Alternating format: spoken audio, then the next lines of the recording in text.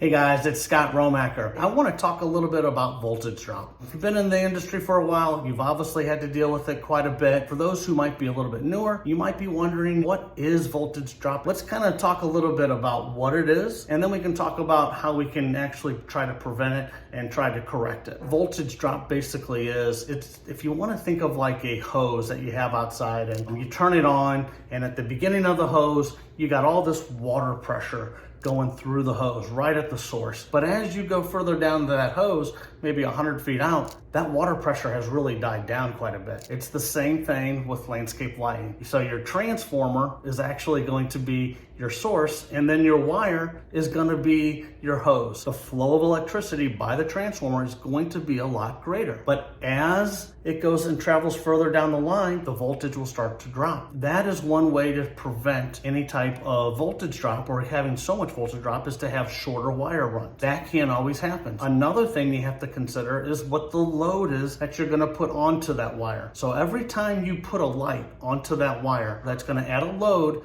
to the wire, or that's going to be pressure, and it's going to decrease it. So that's why it's really important when you have fixtures that you're trying to wire up that might be 200 feet down the line, that you're not putting a real big load onto them. Or if there's a big load out there, you're dividing that load up. Maybe there's 4 fixtures, and instead of running 1 wire for those 4 fixtures, you run 2 wires, and that way each fixture has a little bit more voltage drop because you're lessening that load. Every time you have a load, that's also going to be causing you to have voltage drop. So when you're looking at a job and you're trying to size up the wire, or you're looking to see what fixtures are going to be connected together, that's why a lot of times you're going to have multiple wires, sometimes referred to as home run wires, from the transformer to a group of fixtures, and then maybe another home run wire to another group of fixtures. When you see that, the contractor is basically breaking up that load. Otherwise, if you take just 1 wire from that transformer and you go hit 20, 30, 40 fixtures, you're going to have a lot of problems. There is a really good app, web-based,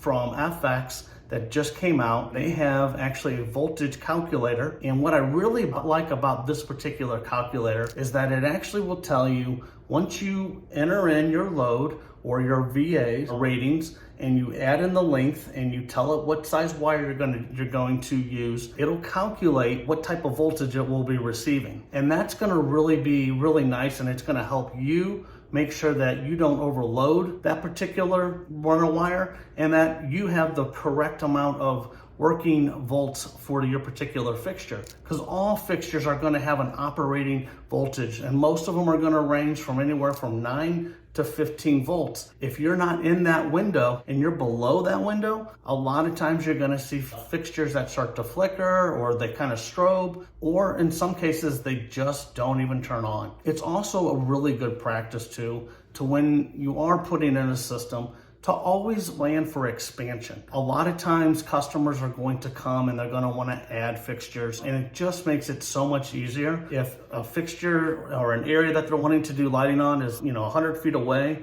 and if you can just tap into the wire because you've got the capability to expand on it, that is so much easier to do down the line than going all the way to the transformer and having to run another wire length, 100, 200 feet. If you set yourself up, make sure that you always have room for expansion, minimize the load on the wire, and try to keep the wire lengths shorter as you can. Hopefully you'll be able to stop some of the voltage drops that you have. In addition to that, obviously a lot of the transformers are multi-tap transformers. So you can take a transformer that has a 12, 13, 14, 15 volt tap, and that will also help allow for voltage drop. So when you get to your last fixture and you're testing it with your voltage meter and you see it's only got 7.5 volts to it, you can up it in the transformer and send more flow of electricity.